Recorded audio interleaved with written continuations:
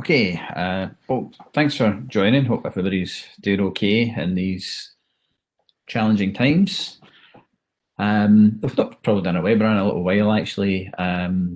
So this is kind of similar content maybe we covered about a year ago roughly, pretty much when the pandemic kicked off actually, because soft phones, etc., suddenly became quite important to a lot of people, obviously. So just kind of going over that and a few extra things, but hopefully some people might find useful in relation to managing Jabber devices, etc. So usual kind of agenda, it's really just a case of some of the house rules for how to submit questions if you've got any, that kind of thing. A quick overview on ourselves, UnifiedFX.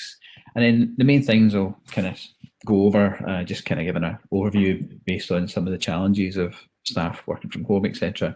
Will really be around PhoneView primarily. We'll touch a little bit on some of the things that AutomationFX can do as well. We'll delve in a bit deep in terms of what we can do from a soft phone perspective. There is quite a lot of content actually. I kind of forgot from looking at this before just how much detail that we probably actually include in this kind of slide set. So might be a little bit dry at times. It's quite a lot of kind of slide content, but feel free to kind of throw in some questions if I've maybe not explained something particularly clearly. I'll try and kind of catch any of that maybe at the end if something's not made sense. We'll then kind of touch on one of the particularly helpful things that PhoneView provides is the capability to enable virtual endpoints. And that what that really means, I don't know, probably covered this a couple of times, is the ability to stand up more than one soft phone on a single computer. Now, typically a soft phone, it's one instance per computer. PC, etc. So therefore, if you want 2 or 3 soft phone instances, you need 2 or 3 computer instances at the same time. With a virtual endpoint enabled from PhoneView, you can have quite a few, at least 10, quite easily, all from the same computer. So it's great for lots of different complex call and testing scenarios. And that extends out for working with agents too. But we've actually got another webinar coming up that touches more on the agent side of things that we support. Then we've got a little bit of detail just to maybe try and clarify some of the things you can and cannot do from a remote control perspective with hard and soft phones. And then we've got a kind of relatively small demo at the end and just leave it open for questions at closing.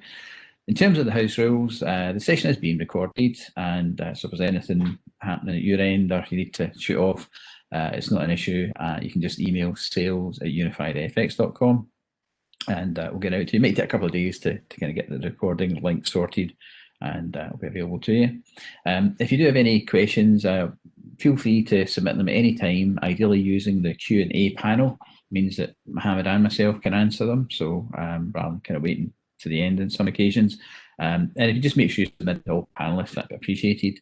We're not getting any kind of video demos this time, but sometimes it's a bit hard to kind of see videos shared through Webex, so that's a bit of help out there. But primarily, the main thing is it's being recorded and use the Q&A link. In terms of ourselves, we are a Cisco preferred solution partner. All of our products are Cisco compatible. The main product that we'll obviously talk about today is PhoneView, which obviously been around for quite a long time now and used by lots and lots of people, which is excellent. And this is really just kind of delving into some of the specific features, obviously, that relate to soft phones, etc. On top of that, we also have WallboardFX, which is a nice, simple contact center wallboard for UCCX at the moment. We are working on UCCE support at the moment, but that is still work in progress, but we are actively pursuing it. It's great because it's web-based. It's also really easy to install and set up, so there's no plugins or anything. We also designed it from the ground up to be incredibly fast in terms of real-time updates. In fact, we just recently completed the latest round of Cisco IDT compatibility testing because that was coming up for recertification. So the team did a good job getting that through Cisco's testing systems. And then finally, we've got MigrationFX. Again, that's also Cisco compatible. that was one of those nice solutions that we managed to figure out that was quite innovative and unique to the point we actually got a patent for it. And that just makes it really easy to swap hard and hard phones. So if you're doing a desk phone replacement or upgrade, etc., then you can literally just unplug the old phone, plug in the new phone, and our software magically takes care of all the kind of data conversion and movement in the back end, etc. Okay, so kind of talking about some of the main challenges, especially nowadays with people working from home a lot. You really need to be able to find a lot more remote assistance. You can't rely on the opportunity for staff coming into the office, even if they are a home worker. They might not be able to come in at all, so it's exclusively remote, which has some additional challenges. Obviously, connectivity issues, things like that can come and go, so that can be a difficult thing with all the disparate environments that people have where they're working now. A lot of contact centres probably work completely differently nowadays. Certainly we've noticed from a wallboard perspective, there's less people actively pursuing wallboards at the moment because there's less people in offices, handling calls in the same way they used to. So obviously being able to work with, I guess, agents running on soft devices, etc., becomes more important. And underlining all of that is you want to, where you can, provide the best level of service assurance, which obviously is a lot more complex in those types of environments. And obviously, some of the things I'm going to show you will help to address some of those challenges as best as we can. So a quick recap really on, for anybody that's maybe not too familiar with our PhoneView product, is some of the highlights in terms of its features. So just if it's not clear, PhoneView itself is a desktop application. So it's a thick PC app. It's not a web app or anything like that itself. And part of the reason for that is very interactive graphically, so it's very quick and real time from a user interface perspective. The kind of thing that certainly when we created PhoneView wasn't even possible on a web page, but that kind of thing can be done now, and we're working on that too. But ultimately, it allows you to control and view your entire phone estate. It's a small sentence, but it's a lot of capability, which if for anybody who ever gets to use the software on a large estate, it's very, very powerful. The ability to take all of your endpoints, hard and soft, and just see them all in one place and drive them any way that you want remotely. Solves a lot of kind of challenges. It has role-based policy, so you can control access to features, etc. One of those key features is the remote audio capability. So you can, if you want to, you can switch this off too, because some people don't want it. You can listen to calls remotely, which is obviously ideal for call quality testing, etc.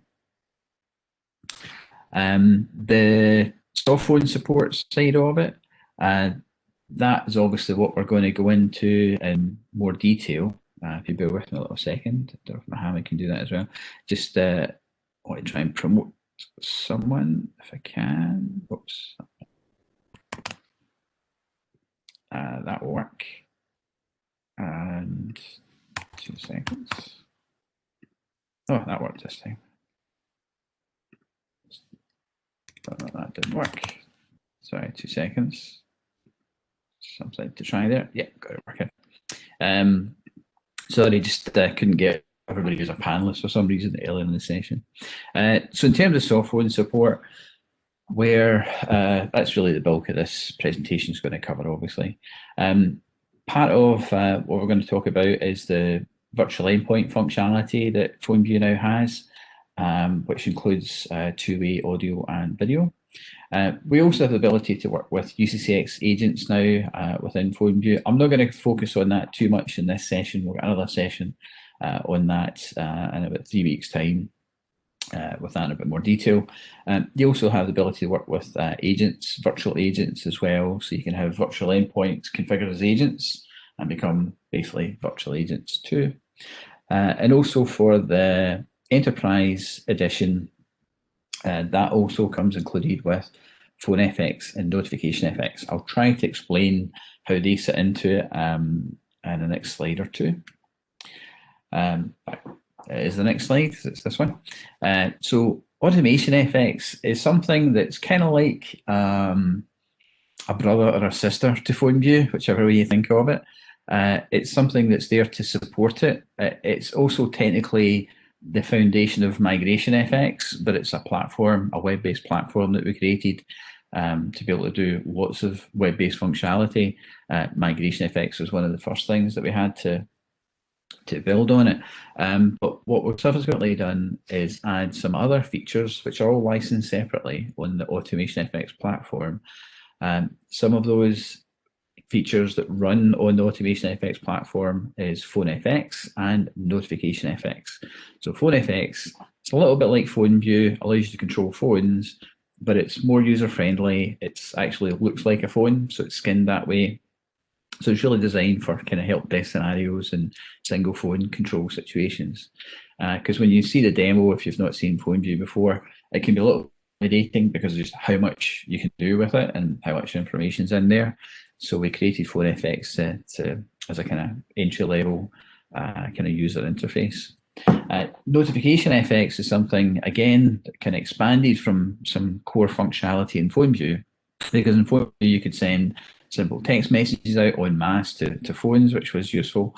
So we enhanced that and actually built that into as a separate feature, the AutomationFX platform, and allows a lot more scenarios, including XML services on the phone to initiate messages. There's also an API integration to the cloud, etc., that you can do as well. So you can have external systems send and receive messages to and from phones as well, using the NotificationFX functionality. And on top of that, we also have a kind of late beta, as we like to term it, API that's built into AutomationFX that we can unlock. And that is specifically geared around a kind of SDK structure where you can effectively write some scripts or programs, etc., that allow you to automate all the things that basically PhoneView can do in terms of call control and interactions, call answers, things like that. So as much as I'm going to be talking about testing and those kind of scenarios with PhoneView, pretty much most of the things I'm going to show you in PhoneView, if you want to, you can actually automate it in code using the AutomationFX SDK. I've got a little bit more of that in a second. So there's really two things here. There's PhoneView, which is a desktop application, which is rich user interface and highly interactive. And then the kind of sister brother component is AutomationFX, which is a web platform and has PhoneFX, NotificationFX, and the AutomationFX SDK components run on that platform. And you can install on the same machine sometimes better separately, obviously flexible in terms of whatever suits your environment. A little bit more detail in terms of the AutomationFX SDK side of it when it comes to testing is effectively you could script test calls. So for some larger organizations, they might have predefined test plans that they want to run through. Maybe after you upgrade firmware or software versions, you might want to perform third-party three-way conference calls and things like that. You might want to do calls between clusters, etc. So you can do all that interactively in PhoneView, obviously, hopefully show you a little bit of that. But using the AutomationFX SDK, it allows you to automate it, obviously. That's hence the name of the product and the platform. That means you can do, component load testing. You could take a number of devices, real, soft, virtual, etc., and make them call into voicemail, IVR, etc., or across certain trunk lines. It works with multiple clusters. So you could, for example, have a dedicated kind of test cluster to emulate PSTN destinations. In fact, some customers actually have a separate actual public PSTN numbers on a dedicated cluster purely for test services so that they can call in and out a particular trunk through the actual PSTN network and back in again, etc. Maybe nowadays you would have that as well, but also obviously with some separate SIP registrations up to Webex, etc. for hybrid calling. So you can do the same thing from cloud calling scenarios to using that kind of test cluster concept. But the point is, if you do have a system like that or want to add one, you can drive both your production clusters and that kind of emulation PSTN cloud cluster, so to speak, at the same time. So you can have, both parties, both ends, calling and answering, etc., under your control.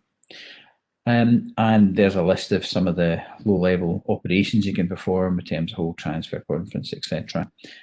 We also designed it so that it works with multiple lines nice and easily. In fact, you can even go down to individual connection level. So, if you have multiple calls on one line and you need to flip between the active connections, you can address those specifically with those instructions. In terms of how we work with soft phones, this screen really actually is the kind of key to it. And there's really two sides to it. Fundamentally, it's all based around the use of CTI. So we kind of went overboard with our CTI implementation and use of CTI to be able to do these kind of things that I don't think anybody else has done that I've come across. And ultimately, there's kind of two sides to it. We can take the CTI call information, so the real-time state data, and emulate what the phone behavior from a calling perspective looks like. So it's, if you look at that top right-hand kind of screen image there, if anybody familiar, it basically looks like a 794565 phone model user interface. It's that layout that we used. It doesn't matter what the actual phone model is, hard or soft, etc., Java or IPC, or even now Webex UC calling. You can basically see the calling activity, the lines, the connected durations, the connected parties, the call state, etc., using CTI information. So that's you seeing what's happening to visualize the kind of calling interaction on the various endpoints. And then the second part to it is the bottom right image, which is this kind of keypad, which we'll give you a demonstration of, is we actually perform logical CTI operations. Now, in the beginning, and the same way that a lot of other parties have created kind of remote control tools, etc., you typically really just did physical key press, remote key presses, etc. So press button 1, press button 2 remotely, press the services button, etc., press the speaker button, etc. And that's really simple and helpful, obviously. And it's good for things like deleting ITL files and things like that, which many of our clients do.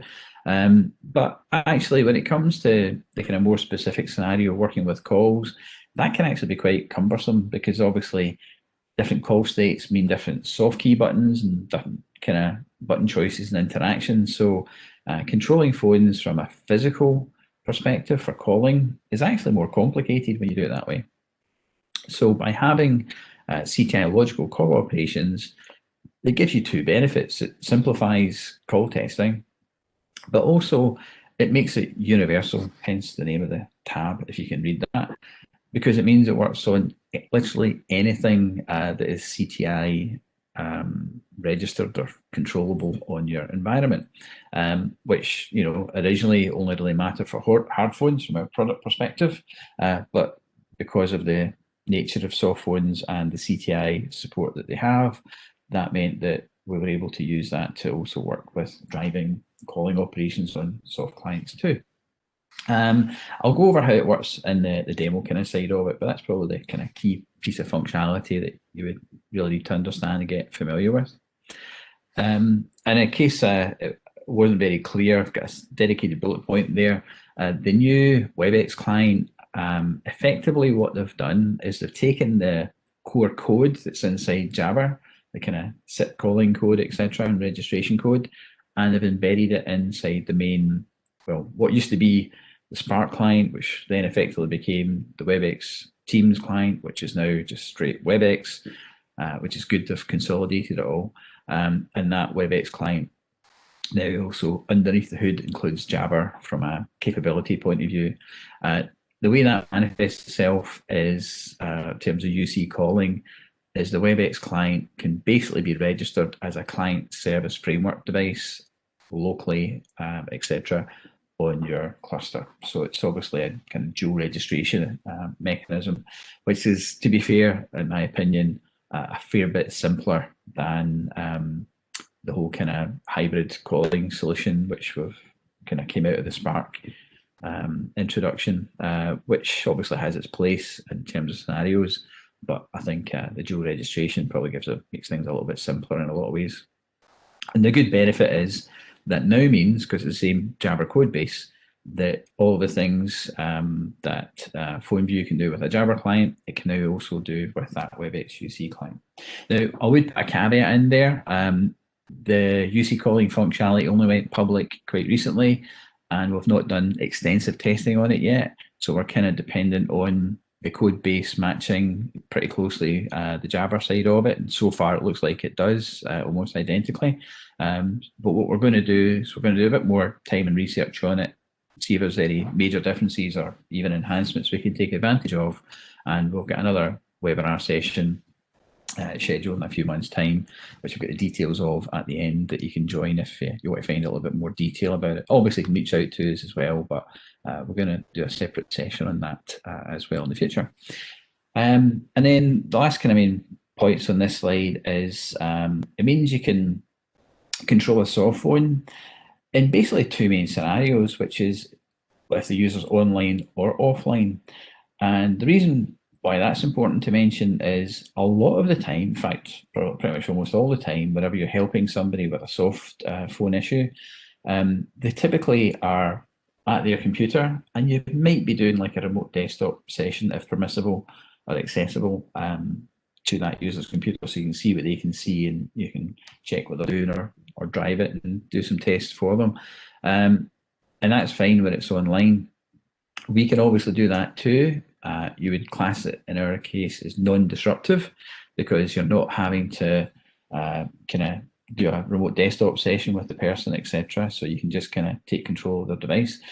But it's even less disruptive because they also don't need to be online. So, you don't have to have their clients suddenly making phone calls and they maybe been a bit spooked out by it.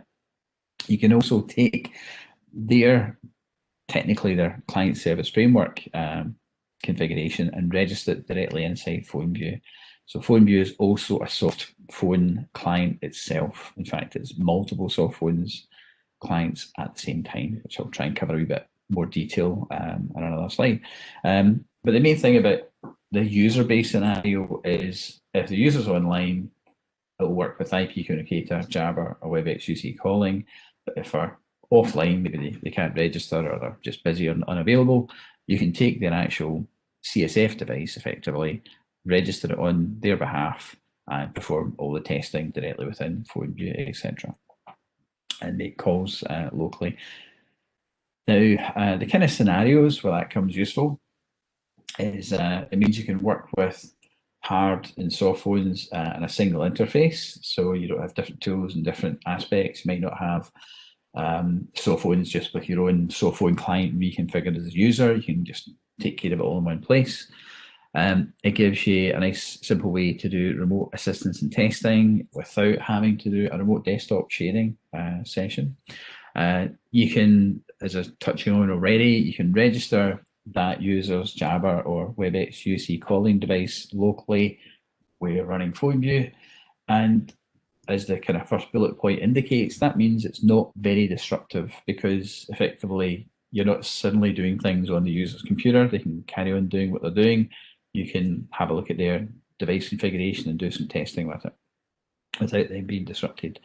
So you can do it with their offline, etc. It's obviously, it'll also work with third-party call control applications.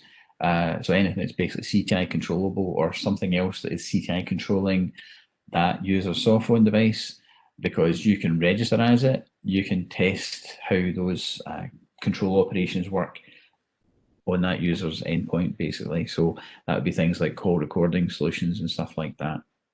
You can prove that out too.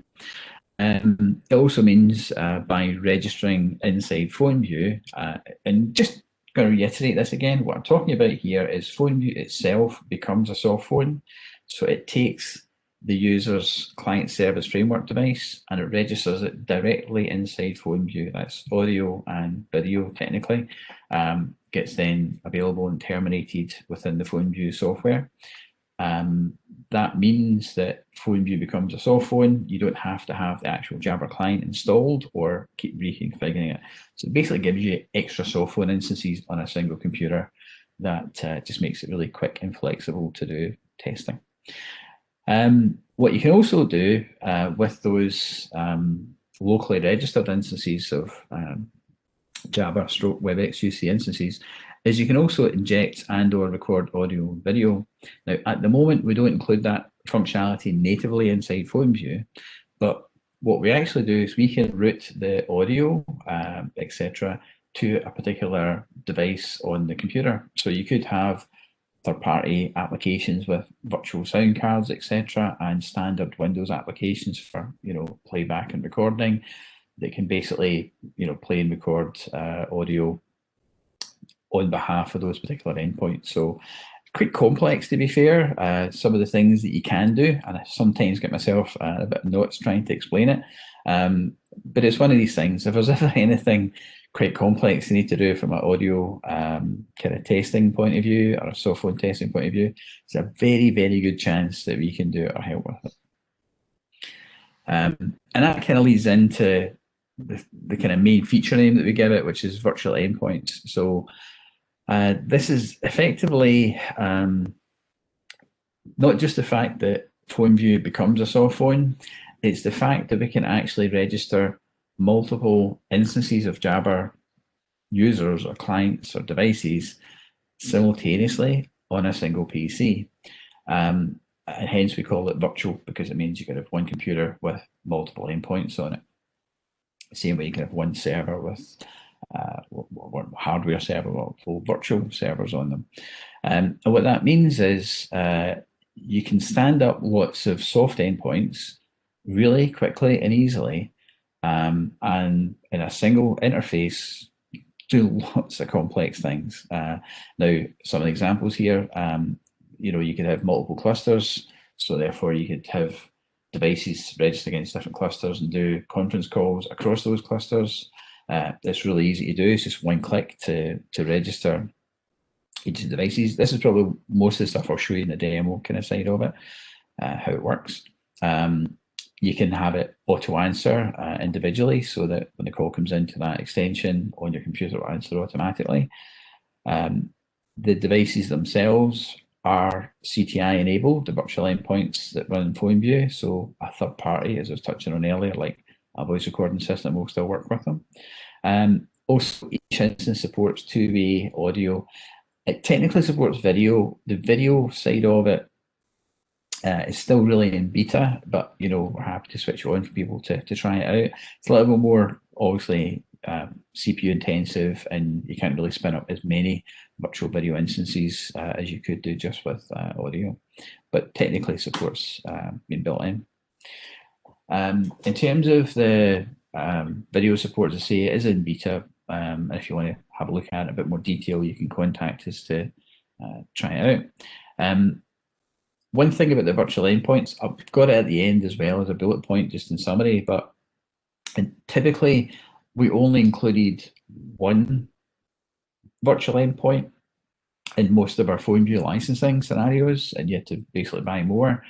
We've actually decided to increase that to two, because actually it was a little bit silly only having one, because we're having two, at least you can make calls between themselves, etc. And you'll see that in the demo as well. So the good news is from now onwards, if anybody takes a PhoneView Lab trial or Enterprise Edition, etc., it comes with two virtual endpoints already, and you can add more, but I'll tell you a bit more of that at the end. It has per instance media, so that means each of these virtual endpoints, you can, if you get multiple sound devices on your computer, maybe the speakers, maybe the headset are separate, you can one device to the headset, one device to the speakers, or if you get really sophisticated, there's software like Voicemeeter, they can have multiple virtual inputs, so you can wire them up to separate sources, etc. So very flexible. You can also use PhoneView's remote audio feature. with it as well if you want to inject audio. So imagine you have a remote endpoint, a remote Cisco endpoint, hard or soft. You can actually have the remote endpoint talk to that virtual endpoint using silent monitoring technically, and listen in through that, and that could then be, you know, to a separate sound device which you could then record, etc., or do the opposite if you wanted to inject audio.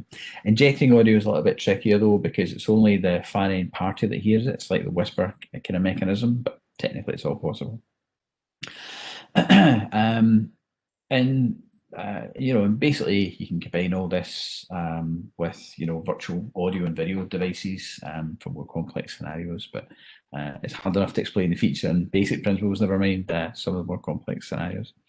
You can obviously, as a toucher on, use standard Windows audio video apps to inject and capture audio, etc. Now, generally speaking, we recommend a maximum of about 10 instances per computer, but in testing, we have actually managed to get 50 virtual endpoints on a single PC without too much of an issue. Obviously, it's really down to spec at the end of the day, but could potentially go higher. We didn't really create the virtual endpoint feature for like mass call testing. We see that as something that is more about call volume as opposed to call features, whereas the virtual endpoint support, because it's basically a Jabber device, is more about call features. So it's more about quality than quantity, the way we've put this capability together. But, you know, there's a level of quantity that we can do that you can scale up. So basically it means it's really good for interactive testing. Just bring up an endpoint and make some calls. Hopefully it makes sense that you don't need multiple PCs or physical devices when you're testing. You can just spin up these virtual endpoints and make as many kind of test calls as you want without having any other resources. I mean, I find this quite incredible actually after, you know, using the feature for a while myself, is you literally only need PhoneView and a communication manager and pretty much nothing else, because you can have, for example, 10 endpoints, all real live audio, video, technically endpoints registered and talking to that communication manager cluster or multiple clusters, and do, you know, whatever kind of call testing and scenarios between them. So it's almost like the ultimate test device from that perspective. And I mean, I've kind of covered some of these in the previous kind of slides, but that's just to kind of explicitly state some of the kind of scenarios that you can cover.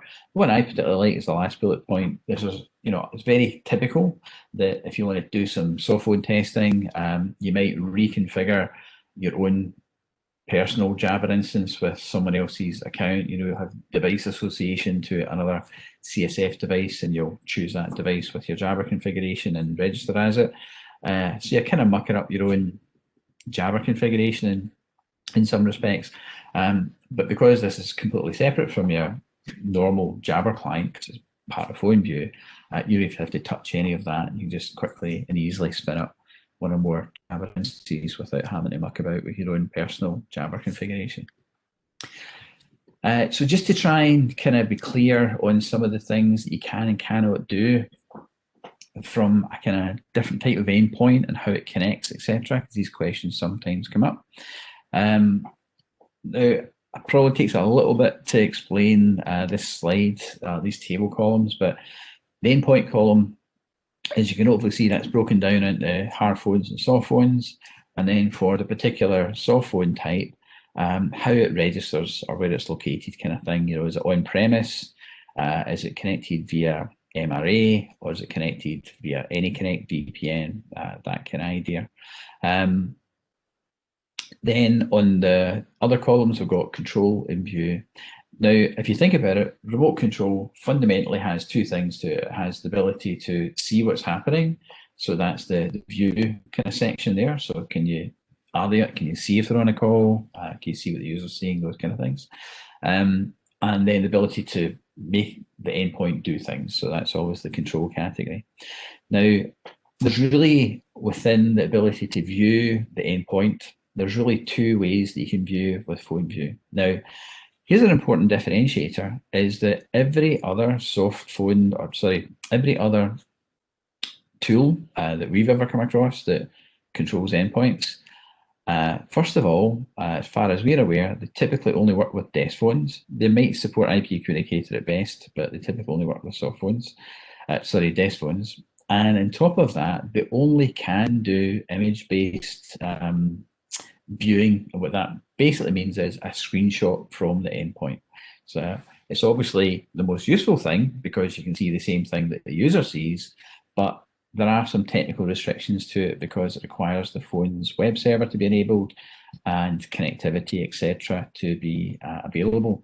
That isn't something that's at all possible with a soft phone, and that's pretty much why there's no other product in the market that works with soft phones, at least that we've ever come across to date. So that's really what the image column under the view is about, is seeing what's happening on the endpoint. Every other product can only do what's underneath that image column. But because we use the CTI information and we render that to show you the state of the device, that means that irrespective of connectivity or endpoint type, we can always see what's happening from a calling perspective. So we might not see things like the settings menu and things like that, but we can always see what's happening. And then from a call perspective, obviously. And then you've got the control section here, which underneath that, you get settings and calling. So I've just kind of created this as two broad categories, but when you want to control an endpoint, really, do you want to make a phone call, or do you want to do something else, right? So I've kind of split that into calling or settings, but basically it's calling and everything else, right?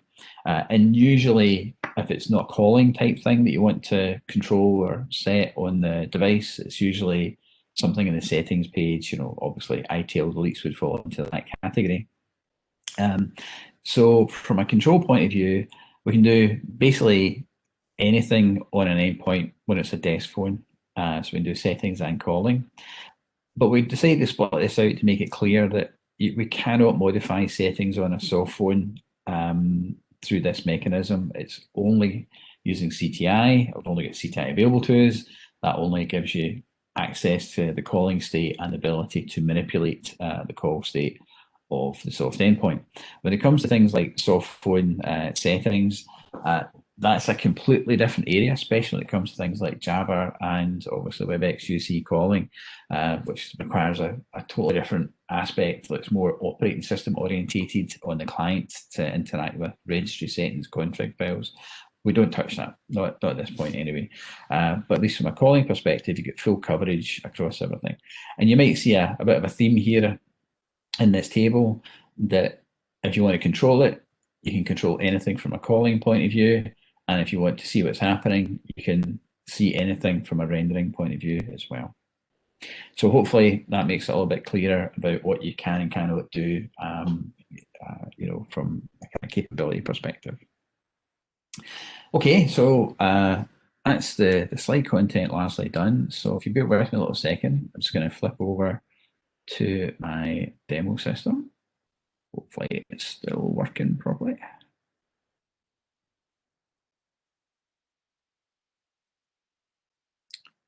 There we are. Okay, so I've got an instance of PhoneView running. Just very briefly, for anyone who's not familiar with it, what you're seeing here is various kind of panels. You've got a toolbar up the top here with various actions you can perform on the endpoints. In the kind of main central window here, these are the actual devices themselves, or soft phones, etc., especially in this case. And it's really like a placeholder, a little bit like files on your PC. We've got a kind of image which represents the device itself, or the endpoint itself. There's various other kind of views you've got. You can have a tabular view, so that's all the raw data that we have, and some other kind of feature-specific tabs as well. But screen view and data view are typically the main interfaces that you drive from. And it's very simple. Anything that you select, and you can select multiple things at once. It's one of the most powerful things about PhoneView. Anything you select, you can then control and perform operations with. And that's really what the keypad and the toolbar up the top are for. The keypad I'm going to show in a bit more detail in a moment, but just briefly, it has 3 different tabs on here. So the first 2, old and new, are physical button kind of press operations, and they typically map to the style and model ranges. They are actually model independent. Where relevant, it will translate to the equivalent for all different model types. Sometimes that's not possible. There will be some unique buttons, hence why we've got 2 layouts to try and cover that. Anything that's not physically presented, here in their layout there, we have this command bar up top, and you can put all the raw commands in, and there's Cisco documentation on the types of commands that you can enter and send to the phone, not just what's in our list as well. Hence, you can type in anything you want in there that the phone supports. And then this panel up here, Data Explorer, this is a summary of the information that we have, but it also is a filtering mechanism. So at the moment, so there's a few kind of criteria listed up here.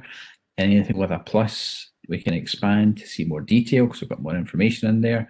So for example, with models expanded on this particular cluster, I'm only on one cluster at the moment, you can see a breakdown of all the different phone models. The number in brackets is the number of devices that fit that particular thing. I keep using the phrase devices. I do mean soft phones as well, just to have it really.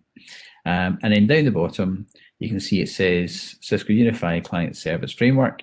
That's basically the Jabber and the UC calling device as it exists on Communication Manager. And because I've got a checkbox there, it's filtered. So if I uncheck that, it takes away the filter. So it now can see the entire phone estate basically.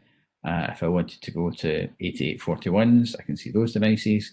But in our case, we're going to soft phones, and I'm not really bothered about IP Communicator, not anymore really, it's going out there. So let's focus on Client Service Framework. So we click that checkbox, and then we can see here's our soft phone devices.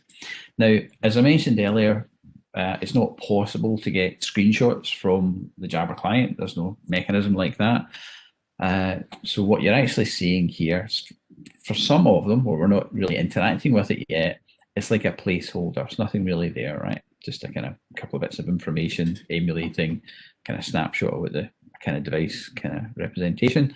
But these 2 here are actually alive and being observed. And I will zoom into them in a little second. In fact, let's just do that now. So on the left-hand side, in this Data Explorer, if I scroll down, one of the ones that's useful is called Status. Now, PhoneView can do many things, and some of the things it can do is work with devices that are even unregistered as well. So a lot of these soft phones are offline right now, and you can see that as part of the status information. That's obviously got physical phones in there too. But what I can actually do is click on registered. Oh, looks like someone else has got that registered. And then we've got basically a combined filter of status registered, and if I scroll up, model equals client service framework. So it's like a and statement of both that model and that status, okay? And that gets us down to just, in this case, these 3 devices. Now, I don't know, it looks like Mohammed might have registered that one. Let me see if I can see what his client's up to. If I right click and I do automatic screen render. So that's it. I can now see what's happening on that software. Let me just turn that off for a second and just kind of talk you through what I did there. So if I right click on a particular endpoint, quite a lot of options here. I've got about 15 minutes left, and there's probably been a few questions, so I'm not going to go into all of them. I'll maybe just touch on them.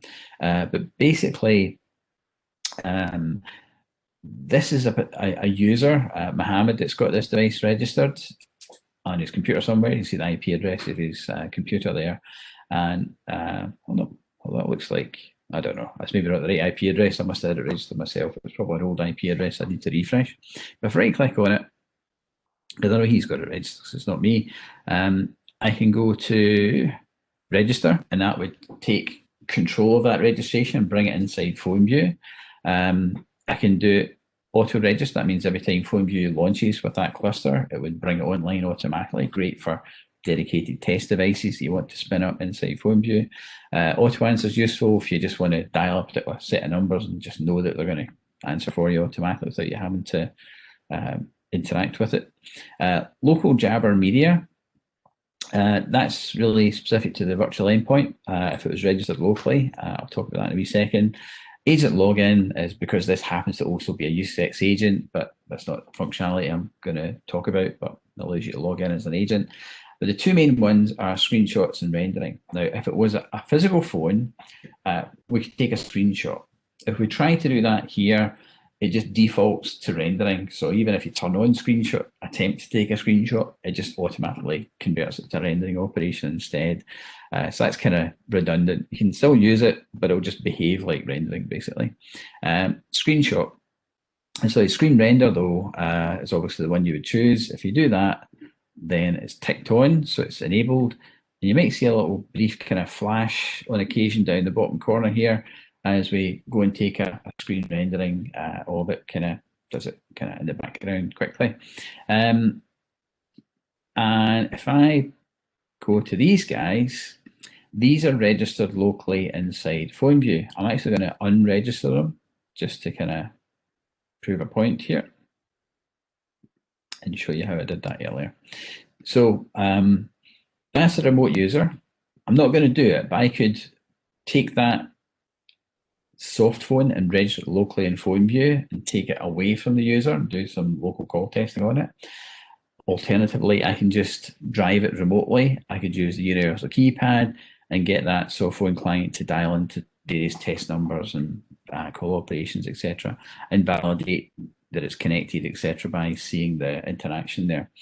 But I'm not going to muck about with Mohammed's client at the moment. I'm just going to do it with one dedicated ones on the right here. So these currently, these two here, I'm going to register them locally, effectively using that virtual endpoint functionality and start making calls between them. But it doesn't really matter if it's the user that's got them registered on their PC or if you bring them here. All the operations I'm going to perform would work either way. But first of all, I need to bring them online. So if I right click on that device and I choose register, it might take a little second. Oh, I don't know, I did something there. Let's try this one. Oh, do you think it happened? I think it went unregistered status and then it took a wee second before it came online. So it kind of disappeared out my filter and then came back in again. Now, let me do that with this one. So we do register. Looks like it's disappearing as it goes offline and resets itself. And it'll come back again. You can see down the bottom there in the activity log, the local Jabber device, change state, and the various kind of registration steps that it goes through before it comes online. Now, when we register it, we actually also automatically turn on automatic screen render, so you can kind of start seeing it straight away. But basically, these two devices are now soft phone instances running inside PhoneView, terminating media on my computer locally, effectively. Now, let's do some calls and stuff. So if I choose this device here, I can interact with it lots of different ways. If I press enter, you can hear dial tone because it's a client on my computer. It's got a bit noisy. Let's dial 75002, and then it goes here, and I press enter, and that answers it. So what was happening there, maybe a bit noisy, was I pressed enter to get dial tone, and then dialed using the keyboard the number across the way, and then on the other device that was ringing, I pressed enter again. And because the enter is like a shortcut key, it can answer and bring up dial tone all in automatically. It knows the state of the device, it knows the automatic operation to perform. If I want to hang up, I can press escape, like so. That was me using the keyboard to do that. The keyboard can also press the left and right arrow keys to change which device is selected, so that's quite helpful. It's maybe a little bit more obvious when I use the keypad let me just clear that out for a second so I don't do something silly. But if I were to do the same thing, when I make a call from one soft endpoint to another, select the device I want to control, I then do 75002. So that's me dialing first, and then I press the call button,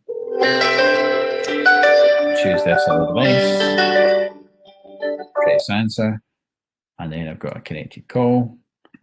And if I want to hang up, well, let's put it on hold. So I can press the hold button down here. You can see the status changing. Oh, you can get hold music. How good is that?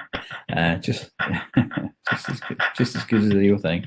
And then if I click end call, that hangs up and gets rid of that good old default communication manager music on hold that you just hear when you call in somewhere. You just know, oh yeah, I know exactly the telephone system they're using.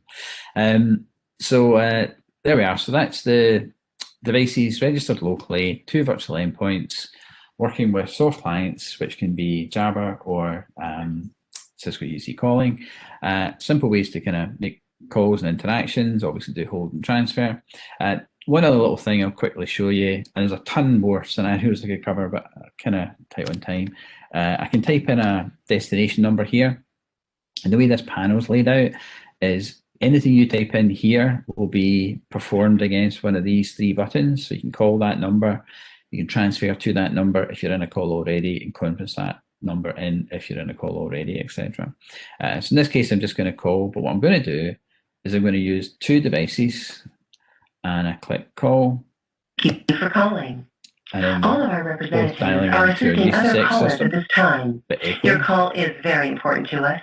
Please stay on the line, and your call will be handled in the order it was received. That'll sound a little bit better because there's not 2 media streams at the same time there. So let's hang that one up as well.